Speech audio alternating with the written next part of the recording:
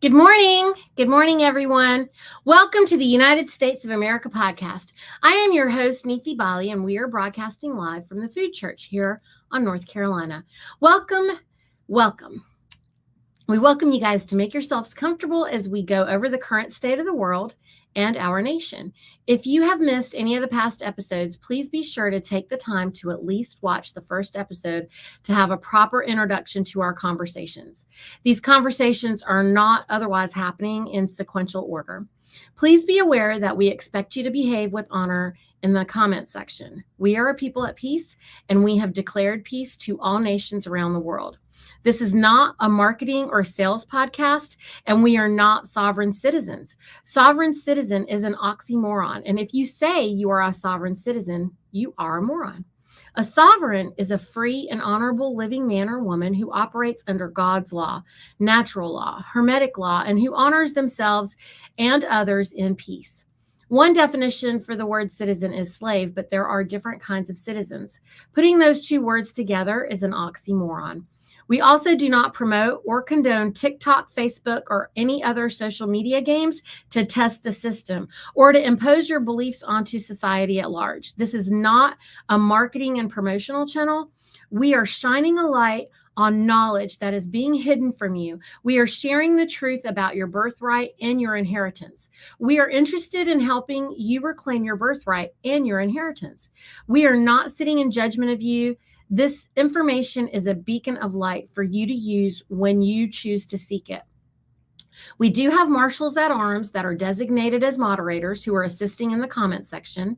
Please be kind with your words. If you diminish others or you're just being ugly, you will be put in a timeout or deleted and blocked as deemed necessary. If you have any questions, please put them in all caps and only enter them once per show. I am joined on air with our North Carolina Ombudsman, Cynthia Pinkston, who assists us with keeping order during the podcast. And now I am proud to introduce you to Justice Anna Maria, who is joining us live from Alaska today. Hey, ladies. Hi. How are you guys? Good. We're doing good. Let's go. Let's go. We are ready. We are ready. We are ready. Okay. So, Anna, we had such a fun time. We were in Tennessee this weekend, and we were at the Self-Reliance Festival. I was presenting the Dissolving Illusions conversation with our North Carolina State Coordinator, Dominic Battistella, and we had wonderful conversations with many of the people there, and we were given a lot of hard questions as well. And so I'm going to bring you some of those questions straight from our boots on the ground in Tennessee, where we had people there from Texas and New Jersey and Philadelphia and New York and all over the country. I was trying to remember where some of the farthest people were, but I mean, we had Kansas and the Dakotas and, like folks from everywhere. And so anyway, one of the things that I was asked from everyone there is, how do we know that this is real, that if we correct our status, that we actually will experience relief? And if this Anna and, James are really who they say they are, then how are they alive? How come somebody hasn't just lasered them? And, why are they allowing them to even live? Because, anyone who generally tries to share the truth, if, they feel like they're all just being killed. Like even during the pandemic, when people like physicians would step up and say, hey, there's no such thing as viruses, or virologists who have like, I've never seen a virus. Like they were all just being murdered. So, this is a big question and I had no answer for them. So if you wouldn't mind. It's actually pretty simple. The fact is that when you know the law, you can summon the protections of the law. Until you do, you're a victim. The situation is that, for example, with the Colorado 9, I told them not to do what they did. They did it anyway. They got in trouble. They got sentenced to 38 years in prison. as if they were murderers or something.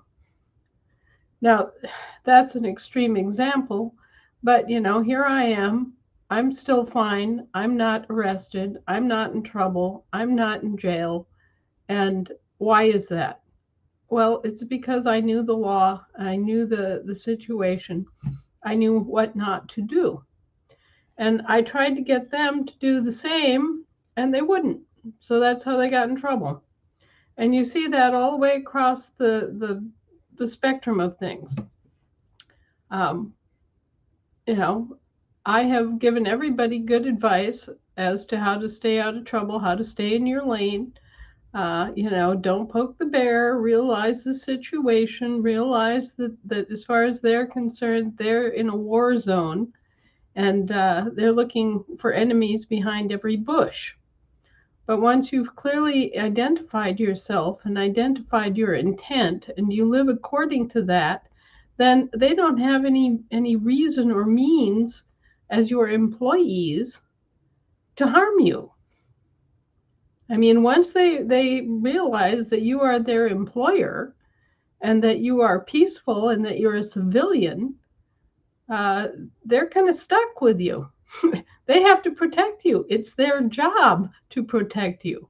So ironically, once you come out of the closet and you very clearly declare who you are and what you're doing, and you live according to that, then they've been defanged.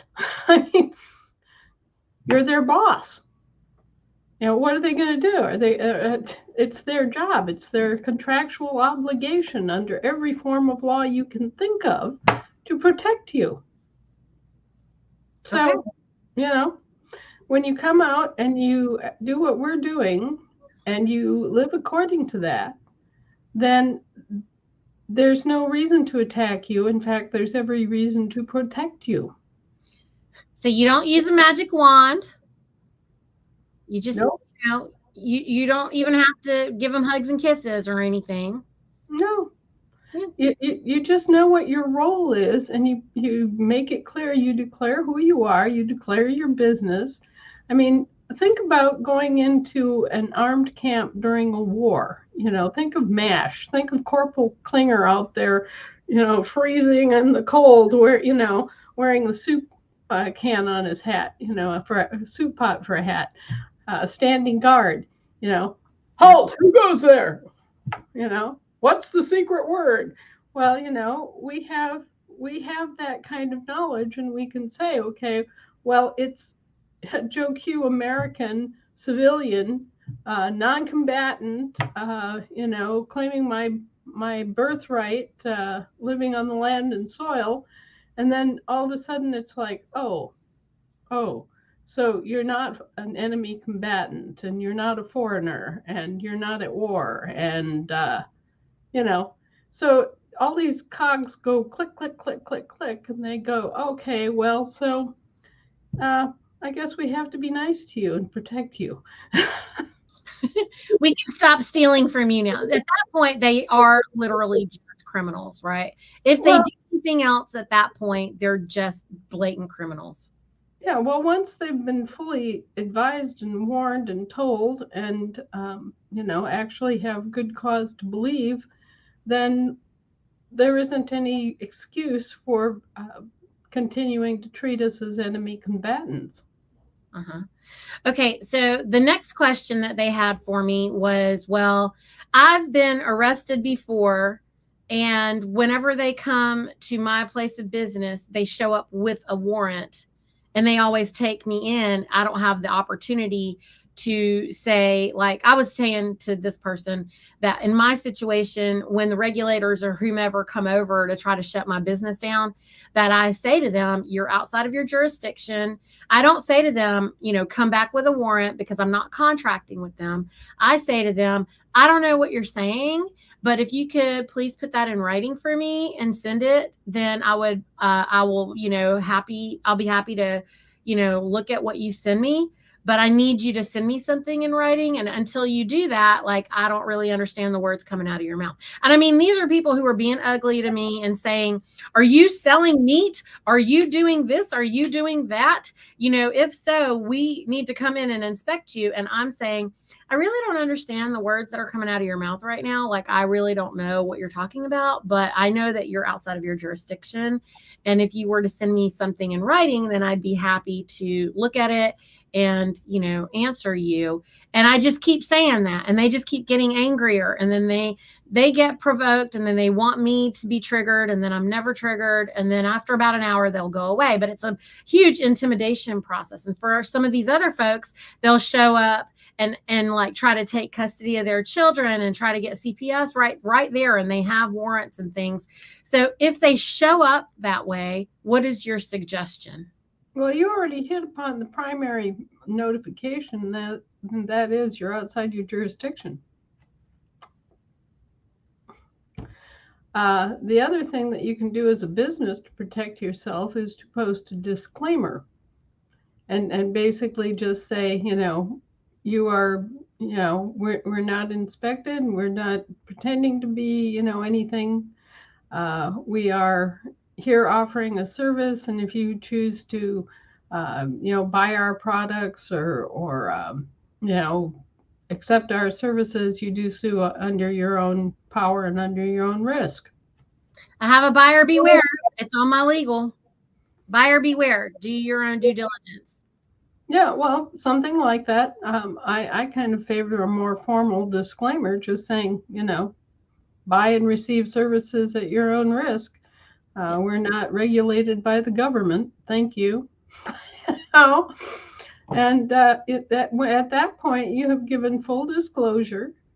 Anyone who then chooses to use your services or buy your food is doing so on their own recognizance. You've cut you've cut the government out of the middleman position.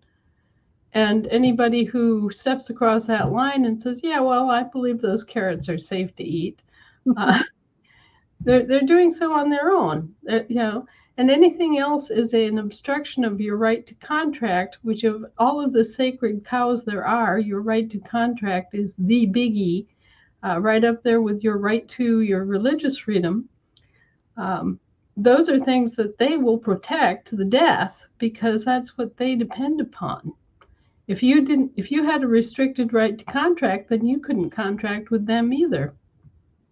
That's right. See, so it's sort of like kung fu. You put your disclaimer out there, and then anyone who wants to contract with you has the absolute right to contract. Perfect. So, and the other thing that we were saying was because, they're like, well, there's hundreds of people out there trying to tell us, how we can be sovereigns and sovereign citizens and all these things, which we've already clarified that sovereign citizens, that's an oxymoron. That's not what we're about. And they say, we know people, we were learning about this earlier. We were learning about it maybe before 2012. And they say they've known people who have literally been taken to jail.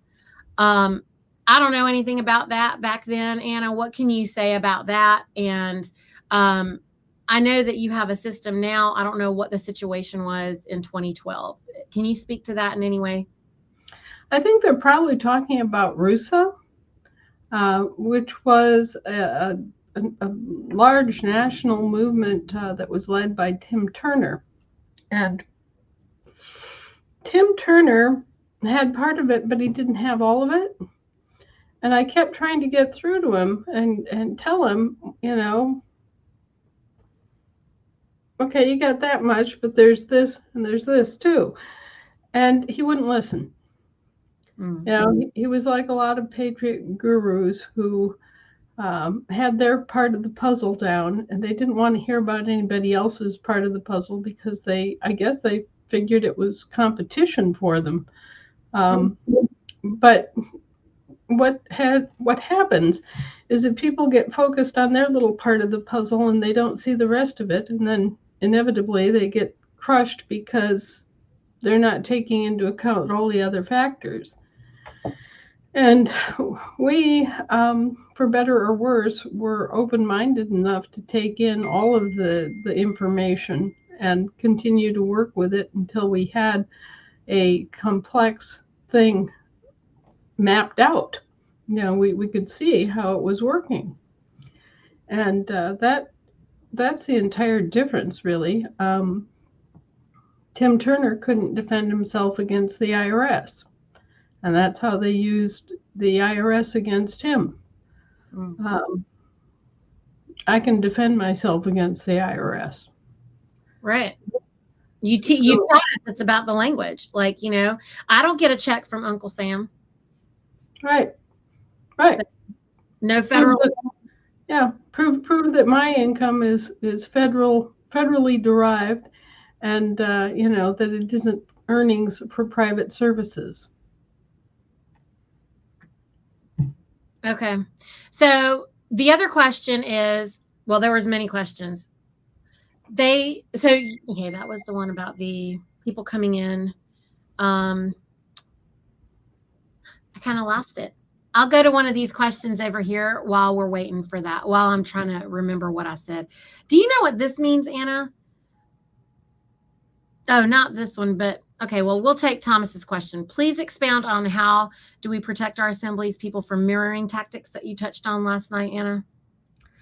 Well, I think that the very first thing you can do to defend your position and yourself is to learn the verbiage so that you can recognize the difference between very similarly named entities.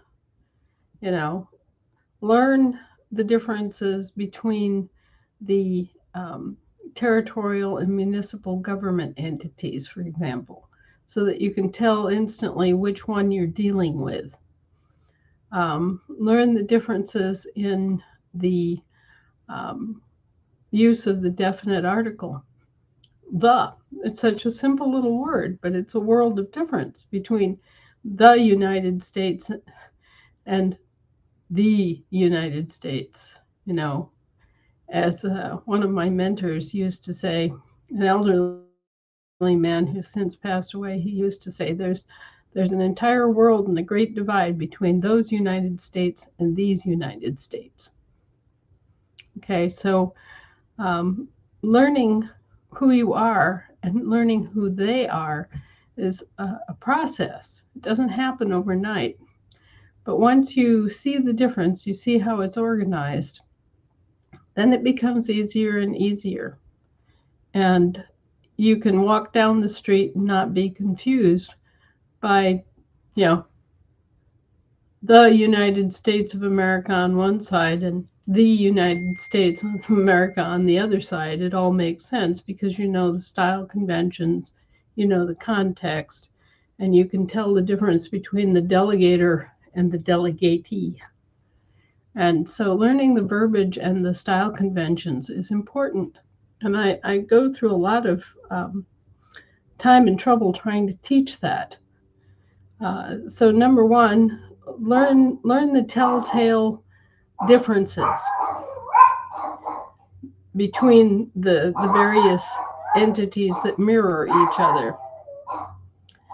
I'm sorry, I have rampant puppies. They're trying to protect me from a cat walking across the street, no doubt. Well, gotta have your security lined up over there. Give me a sec. I'll just close the door. They're being very barky. Sure. Well, Cynthia, I'm ready when you are. Oh yeah, we got lots. We have lots. Let me get through this other. So basically, Anna, we need to understand language that we keep saying every single week. Everyone, we need to understand language. We need to know, by the way, friends out there, that we're not under Black's law. Black's law is water law, and we're under Bouvier's law dictionary, which is for land law. So please be conscious and aware of that. And be aware that we're not under federal code. Right. We have patriots out there who are experts in federal code, and that's sort of like being experts in the laws of Canada. Not our laws, not ours.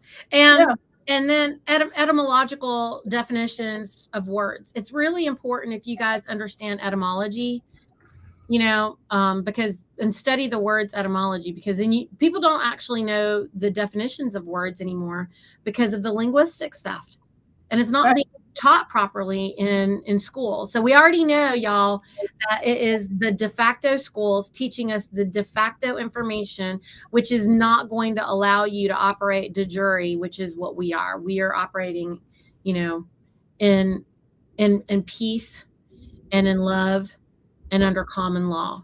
So do you know what this means, Anna?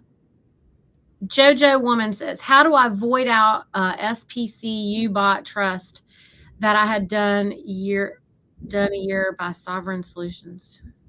Done by I don't know what she's saying exactly right there. Sovereign Solutions is one of those organizations that spring up like dandelions in spring, and they teach people about commercial liens and commercial trusts and that sort of thing. But they don't really integrate any of this information or enable anybody to do anything. Okay. One of the things, I don't spend a lot of time or discuss a lot about the UCC process. Okay. And a lot of people have faulted me for that. But the fact is that we already went through the UCC process and claimed back everything that belongs to Americans for Americans. So what Americans really need to concentrate on is getting their own political status declared and then getting their own stuff back out of the slush pile, so to speak. The slush pile has already been gathered together, and now all they have to do is go and collect their socks. Just imagine a lost and found box, right? And a whole bunch of little kids that have lost their mittens and socks, right? So they come and they recognize their own mittens and their own socks. You don't have to go through any big deal about it. So they can pick out their own stuff far more accurately than you could standing over them and trying to hand out things, right? Right. So, our theory is, okay, we claimed it. We claimed it all back. And it's there now. And people can go and grab their own stuff. Right. So you've reversed everybody's power of attorney that they assigned unknowingly. Isn't that basically how that went? Well, if they reverse it, if they step forward and decide that, okay, well, we're Americans and we want our birthright, then they can reclaim their birthright. And in the meantime, it's protected.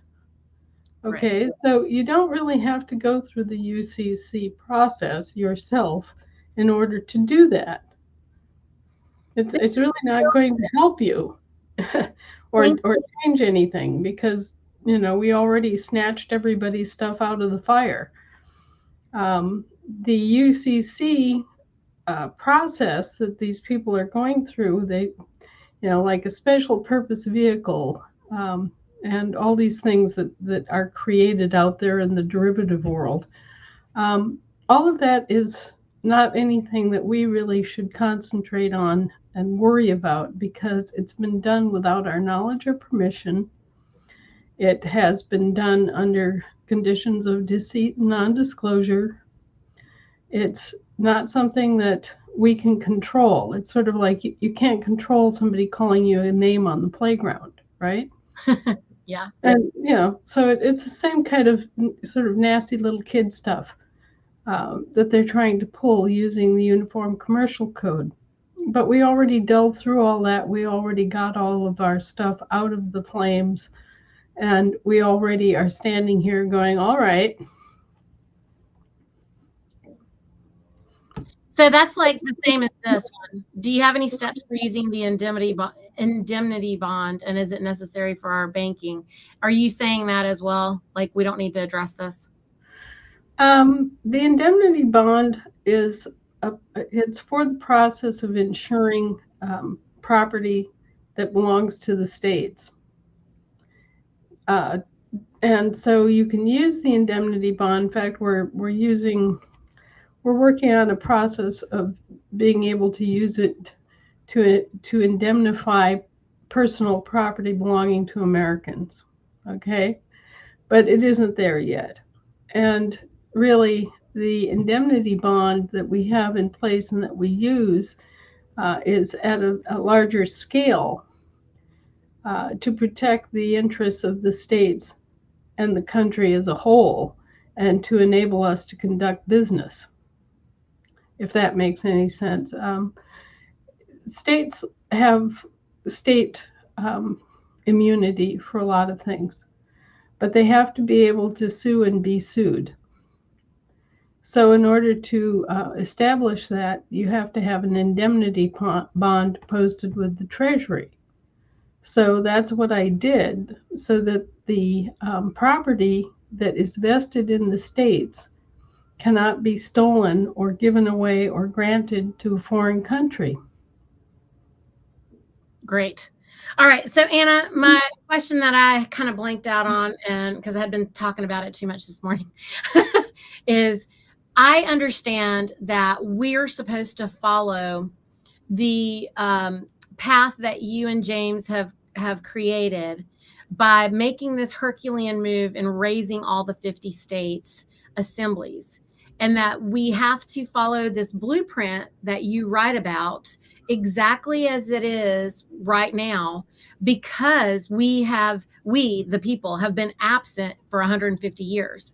And so for us to actually raise this, I think the only way that that's possible is through James, right? Because of his birthright, because he is the hereditary head of state for the United States of America.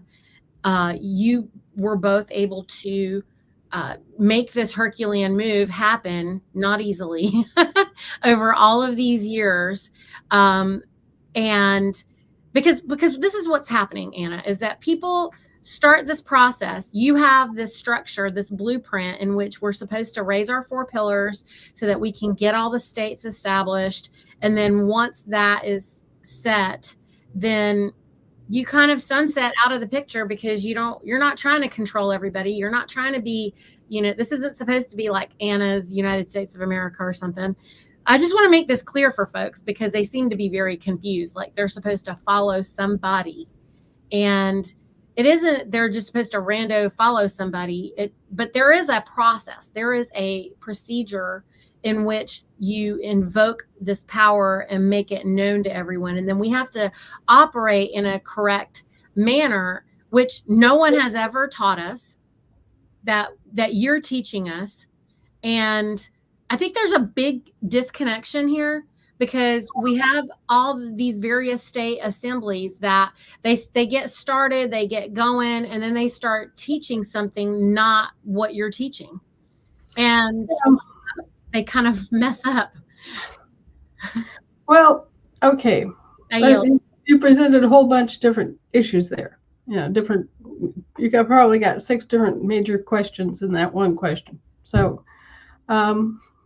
first of all, about James.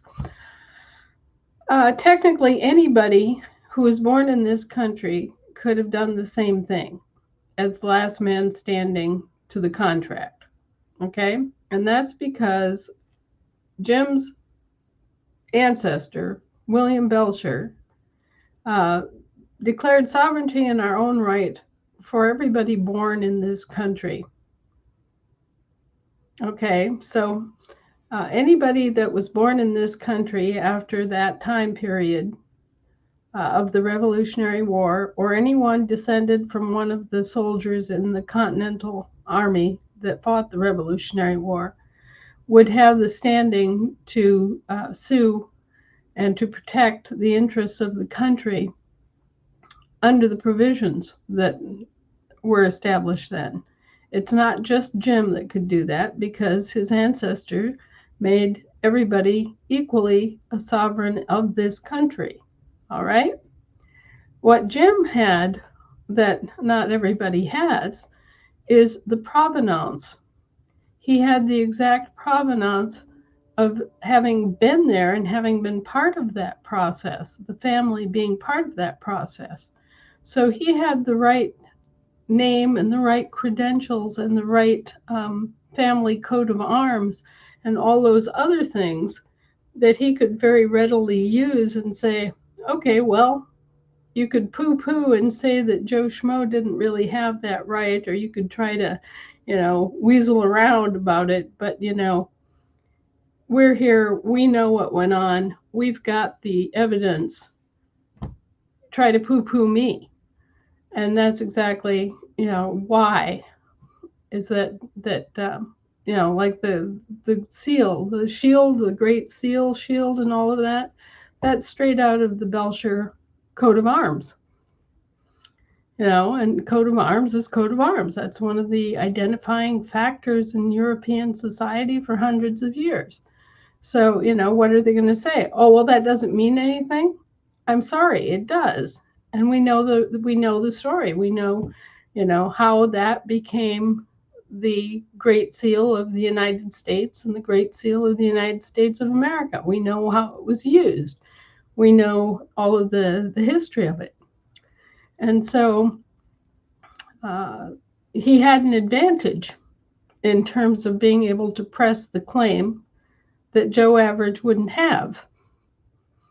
But it was an advantage of knowledge, not of base standing, because, like I said, everybody in this country that was one of the soldiers, the lowest ranking soldier in the Continental Army, has exactly the same sovereignty conferred upon him as General Washington. Okay? And everybody that was subsequently born on the land and soil of our states similarly was born in a sovereign capacity, free from all of the wiles and claims of the European monarchs.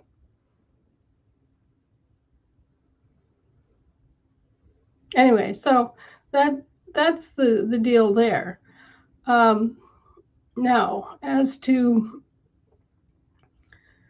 the structure of the state assemblies, the structure of the state assemblies grew out of the structure of the continental colonial assemblies.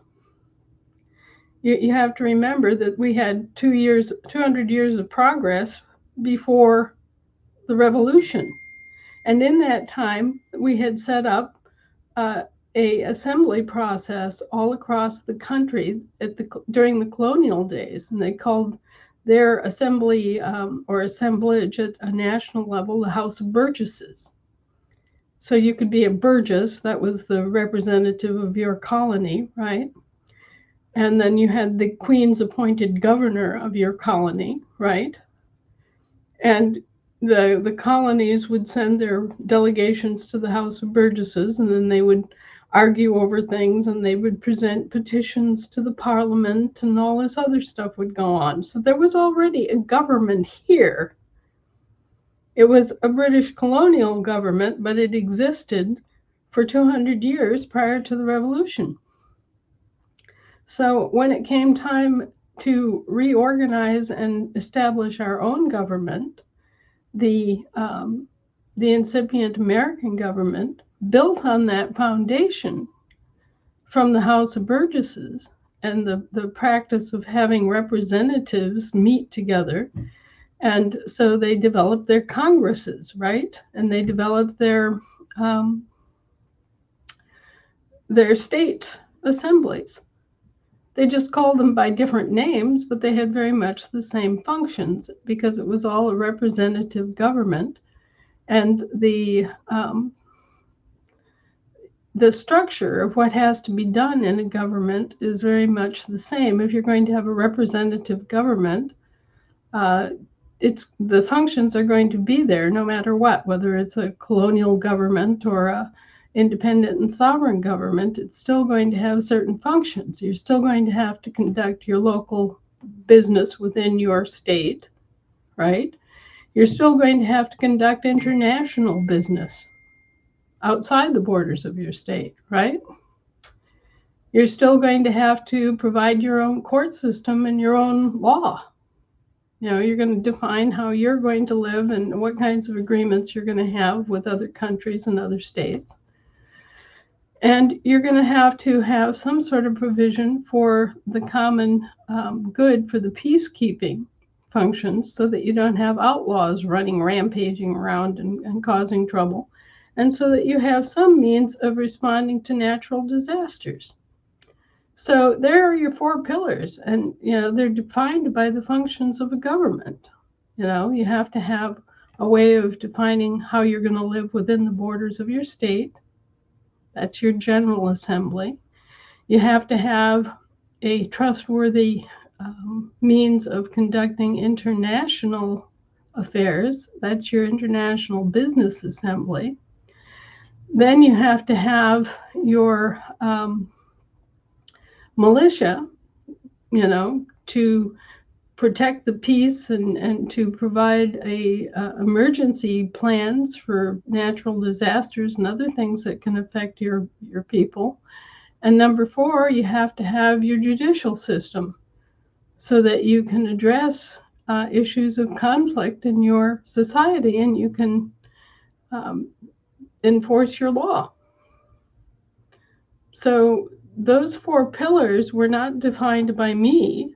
Those 4 pillars were defined eons ago by those that were responsible for setting up representative government in England, and later representative government in the colonies, and later representative government for our states.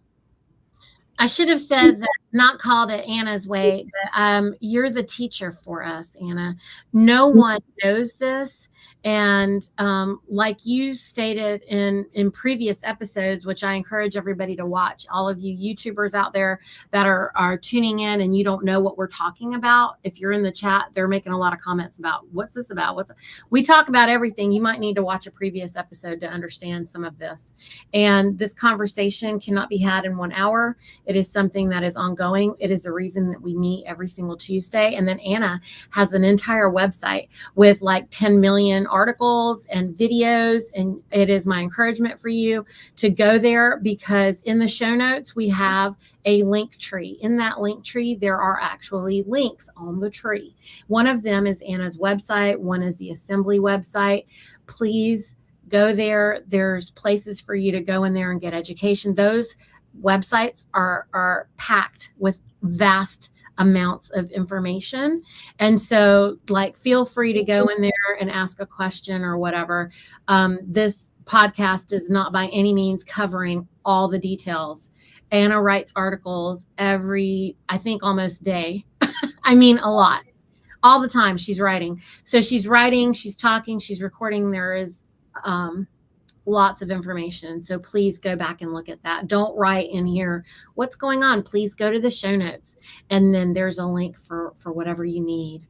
I apologize for that, Anna. Sorry. But it is something you're just teaching us. That's what everybody needs to understand. You're the only one that we know that knows the correct procedure. And most people alive today don't know this information. Well, why would they? They never experienced that government in their lifetime. Their grandparents did, or great-grandparents, but they haven't. And so there's no real reason that we would know the ins and outs of our own government, except that we study it independently. It's never taught to us in school. Now, when I went to school back in the dinosaur days, we were lucky enough that we had 2 different books. One called American History, one called U.S. History. And so it was put before us that, there are 2 different governments. There are 2 different things, 2 different subject matters there to study.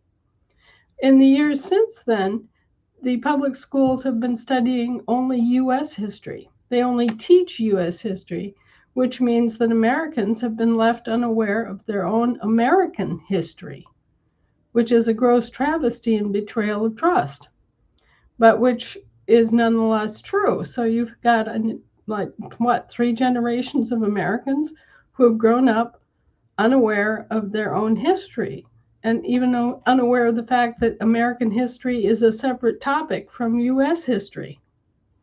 All right. So, I'm bringing this information forward because I'm old enough to remember that, yes, we had two books. One was U.S. history, one was American history, and this is how they were organized out. All right. So I'm here to tell the new generations that, okay, look at this, folks. You're missing out on your history. You're thinking of yourself as an American, and you should. Um, but you don't know your own history. You don't know how your own government is supposed to be organized, and therefore you don't know how to restore your own government to full function. And I talk about this. I say it's like a 6-cylinder engine, and we're operating on 4. All right. So, granted, we're operating, but we need to get everything restored. We need to reconstruct. We need to get back to the way it's supposed to be functioning. And then we need to, take it to heart and really, make it our ethos that we're going to participate in our government. Because in a self-governing nation, if you don't participate, guess what? If you don't keep watch, then, the rats get in and you wind up in the situation we're in now, where you may have the right, but unless you exercise that right, it's meaningless. And I just got a wonderful thing in the mail. It's a new little pin for the Rat Watch group. Can you hold it up towards the camera, Anna? It's I don't know if we can do this. There you go. Anyway, it's for the Rat Watch group. Cool. All right. This is for people that are dedicated to watching the government, to understanding what the government is, how it's supposed to operate, and making sure that it operates that way. Yeah, if we don't call out the fraud, then who will? Right. There's nobody here but us chickens. If we don't raise our hand and object, they just assume, oh, well, see, they contracted into this. They didn't object, There's that law of assumption. So that's what people don't understand is how immoral the corporatocracy is in the way that it operates by simply, if you don't respond, if you don't participate, they just assume. And right. They operate on an assumption, and then they fearmonger. That's the problem, Anna, is that there, so this is the other question that we got when we were, there was a lot of questions, lots of questions, but they're like, well, we don't want to be on a list. I'm like, you're already on the list, brother. You're on the list. Yeah. They're like, we don't want to be on a list. I said, well, listen, you're on the list. Right. You're on the lowest list of all. Right. So what you want to do is, you were born as an American state national, meaning like the state is the nation, because states are they're nation states. Right. And you were born in a nation state. And so you're an American state national. Right. Because it's of the Americas. You were born in a state, a nation state on America. Right. Yeah. But they don't nationality from your state. They don't understand they don't understand the language, Anna. This is the biggest problem. So, a lot of folks, by the way, make comments on the YouTube and they're like, stop trying to translate what Anna's saying. And I'm here to say Anna's speaking on a very high frequency, number one. Number two, there's a lot of language differential because there's a knowledge differential, as has been established by the corporatocracy on purpose in an effort to keep a boot on your neck, folks. And so I'm not saying this because I think that you're not knowledgeable enough to understand, Anna. I'm not doing this to diminish you. So just understand that there are a lot of folks that there's a big knowledge differential. And depending on how old you are, a lot of folks don't even understand the word jurisdiction. They just don't even know what that means. And they don't even know that they have power of their own. I can't tell you how many people that I talk to, And I mean, the reason that I say the things that I do, the reason that we're leading the conversation in the way that we are, is because Anna has to stay right up here. She can't come down here and join us. Okay. She has to stay right here with her high vibration. This is a spiritual war. And the only way to win the war is to raise your vibration. What's your vibration? It is your consciousness. What is your consciousness? Your consciousness is how frequently are you intersecting with truth and morality? How frequently are you operating in truth and morality? And this is a wide range of frequencies because, you got the folks that are still watching Netflix every night and they're on a very low frequency as per the programming.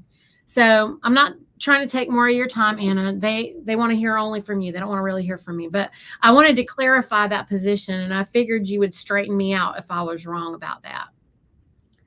Well, I think that the number one problem that people have coming in to our assemblies is that they don't understand that it's not a hierarchical system. What they do is they look at me and they assume I'm a politician. They assume that I'm running for office, or that I'm going to run for president or something like that. And no, I'm here as a grandmother. I'm here in a completely different capacity. And they need to get this hierarchy business out of their heads. It's hard for them to do because that's all they've known all their lives. But I ask everybody to kind of posit this little vision. A guy gets out of the service, he takes off his uniform, he puts on his civvies, he walks into the doorway of this big auditorium, and there's an entire room full of people there. And he walks in kind of bedazed and beduggled and going, well, who's in charge here?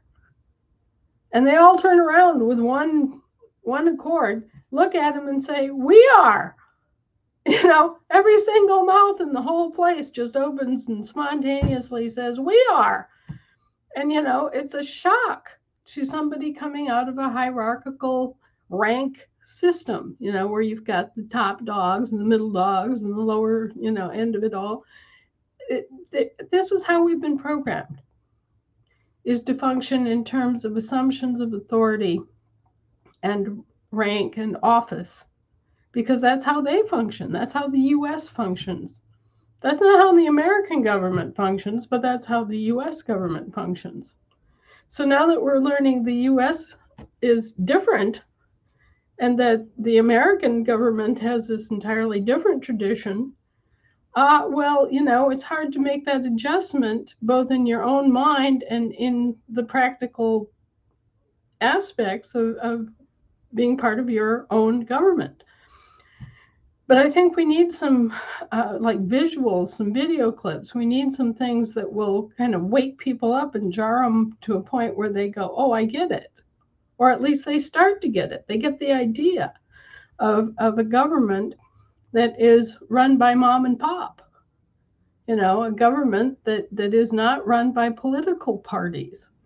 A government that is accessible to the people because it is the people.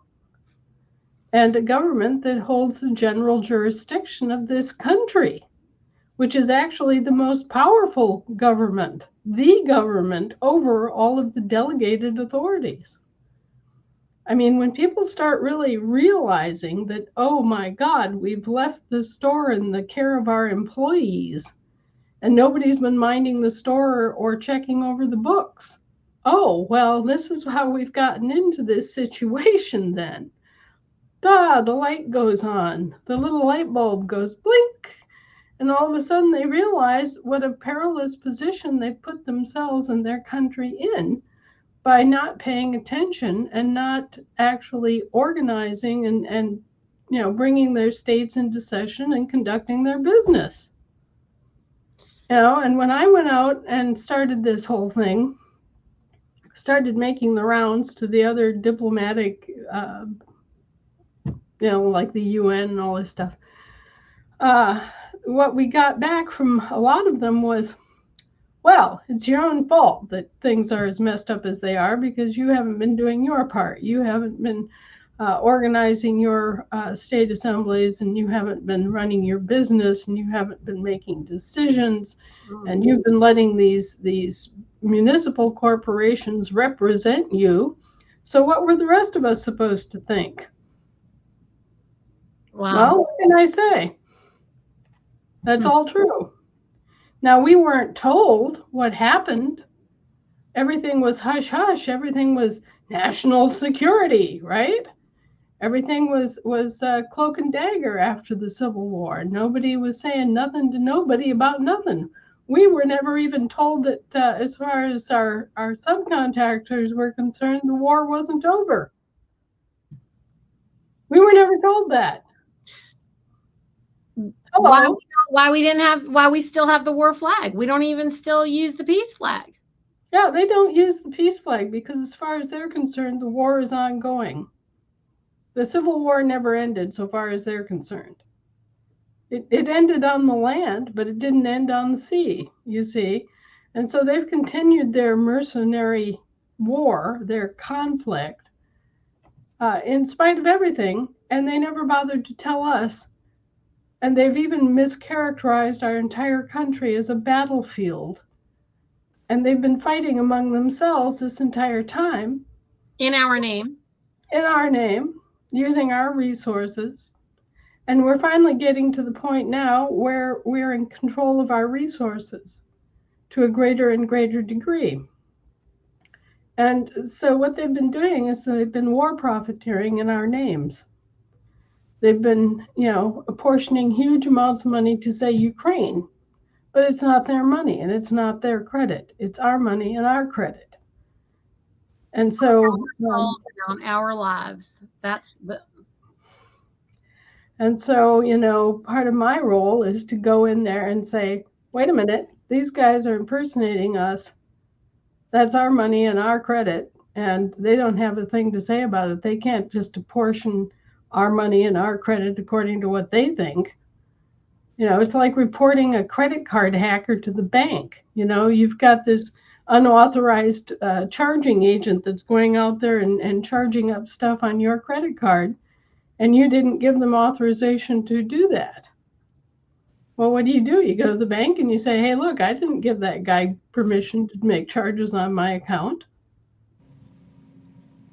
Essentially, that's what we're doing now to rein in this entire situation, is we're putting it on the banks. We're making the banks liable for extending our credit and endangering our assets for these yahoos. What do the banks say to you, Anna? When you bring that up to the banks, then what do they say to you? Well, they have a tendency to either go into bankruptcy, or they have a tendency to curl up their toes and do whatever I tell them to do. Because the bottom line is that it is our assets and it is our money and it is our labor and it is our credit that is being commandeered and abused by subcontractors who have no right or reason to be accessing our credit in that manner. They have specific, well-defined, limited, delegated authority. And they have expanded upon that and gone off the farm and done all sorts of things in our name that they were never authorized to do. And they have just presumed that they had the right to do it because they got away with it and nobody got organized and told them they couldn't. So, you see one of the recent irritations, all the people that were burned out in Lahaina got, $750 from the federal government, while billions is being sent to Ukraine. Does that represent me? Does that represent you? No. Does that do anything for the people in Hawaii? No. Why in the hell aren't we keeping our own money here in our own country, taking care of our own people first, and then worrying about whatever happens in the rest of the world? Right? Repeatedly, every hurricane, every whatever, and then they extend the insurance and then they make Americans pay for that as well. Okay, so we're down to the last 5 minutes, Anna. We do this every time because we're always having so much fun. And we needed these other questions to be answered. These were big questions. Are we allowed to still ask you some more questions? What's the situation today? I have a few more minutes. If we're not stuck, but not a lot of time, so I can call it. Okay, we'll call it this time, you guys. If we didn't get to your question, one question I do want to show up here is Georgia. This is from somebody in Georgia. When will the recording secretary start back taking new people? Why are they not taking new people in Georgia? I have no idea. All right, we need to figure out. Let's maybe figure out what's going on in Georgia, because there should be no reason. But at least I figured you would know, Anna, if there's a reason.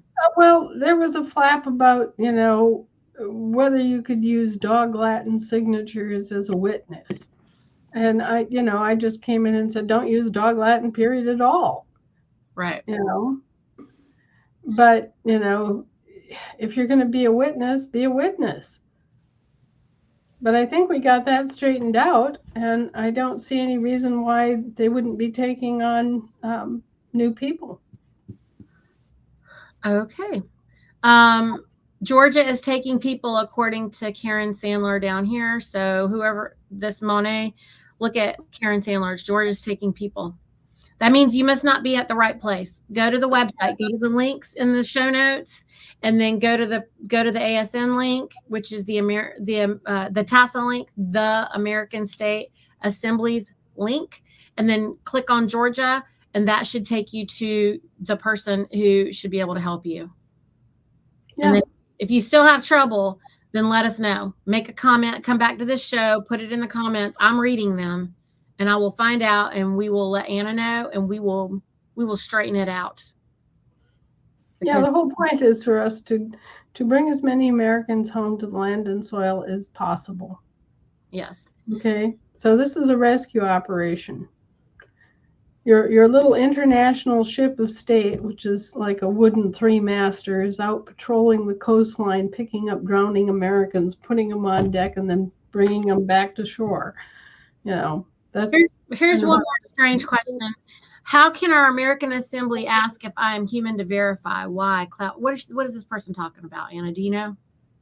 I think there's a program, one of those robot detecting programs where you say, I'm not a robot, that kind of thing. It's verify that you're a living being, that you're not.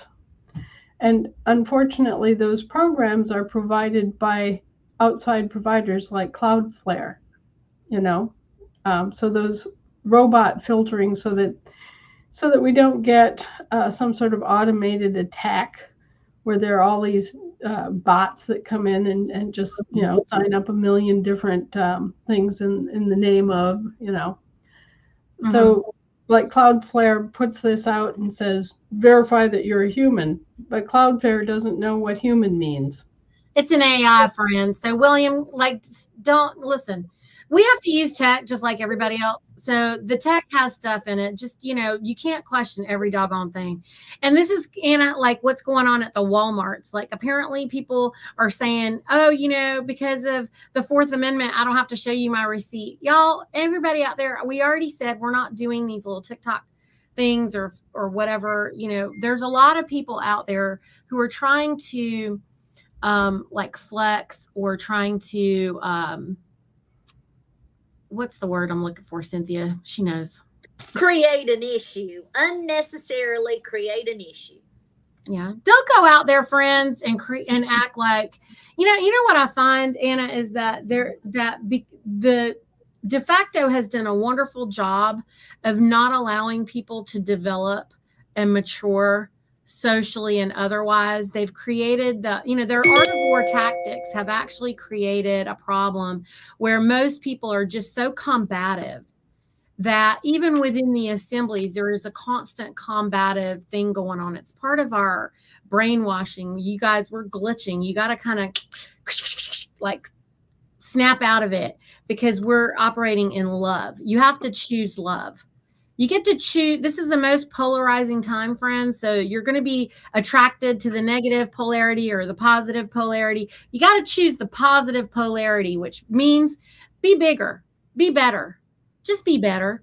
Okay. And real quick, is this a quick one? Is this not a quick one, Anna? Can you expound on Well, I'm looking at Article 607, and of course, I don't have an encyclopedic knowledge that would just take me right there to Article 607. But I can tell you that this has been a process. And a lot of people start out with Article 1 and they read all the way through. That's really not the best way to study this. The best way to study this is to start out with the TASA website, which is updated and kept updated for the latest changes and refinements. This has been a whole process. And it's been growing and learning, y'all. She's been growing and learning. Yeah, well, and so have we all. We've all, found out new things. Also, what we've been studying has been changing right under our feet. I mean, we've gone through 2 huge national bankruptcies in the past, period of years since we've been doing this. And every time this happens, then all of the things change. Right. So things that were current in 2015 and that were viable processes then are not now, because the entire bureaucracy that was supporting that is gone.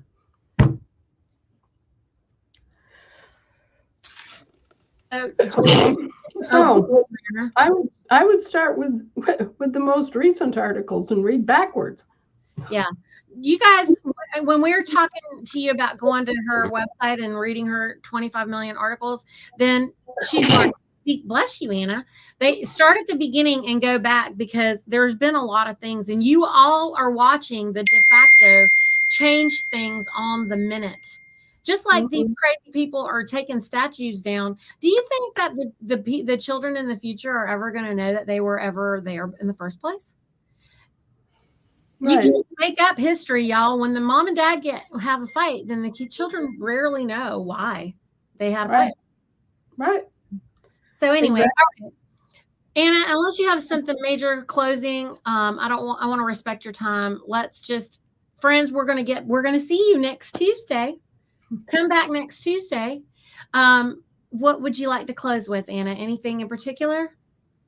Well, I just wanted to key on the fact that at the end of the day, what motivates everything that's worth doing or thinking or being committed to is love. I mean, you have to have a love first of all, of yourself. You have to learn how to respect and love yourself. And after that, you can learn to respect and love your neighbor, and, your family and your community and your state and your country as a whole. And so it's a matter of learning to have this positive, loving, nurturing energy toward the world and toward yourself that allows self-governance to be so much easier on everyone. It sort of sets the tone, if you will, for what we do and how we do it. Everything that we are seeing is it's a lesson in that the ends do not justify the means. If I were to be critical of everything that I've seen in the run-amok sphere of the government, it's that there have been people involved in high levels of the government, of the U.S. government, as opposed to the American government, who have thought that it didn't matter how they got there. If they had a worthy goal, then that was enough. And they could lie, cheat, steal, rape, pillage, and plunder, and do whatever else was necessary to get to this far off worthy goal, which they call the greater good. Okay. And the truth is that, number one, there is no greater good than the good that is the protection of the people and their property and the peace. And the secondary lie is that there is any justification for doing these criminal things in the name of some better good, some greater thing. It's an irrational and illogical state of mind that leads people to kill for Jesus.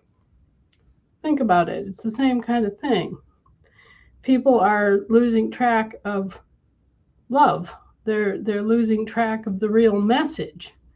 And it is the same in government as it is for a religion. Okay, so we have to keep our minds and our hearts focused on what's good and doing what's good for the sake of what's good, okay? And we have to do it the right way. The right thing for the right reasons results in the right result, okay? And anything else goes astray. So we have to keep focused on that. We have to care, friends. We have to care about everybody. So when you're wanting to know what about blah, blah, blah, blah, blah, blah, then you need to think about, if you're thinking about it for yourself, you also have to think about it for others.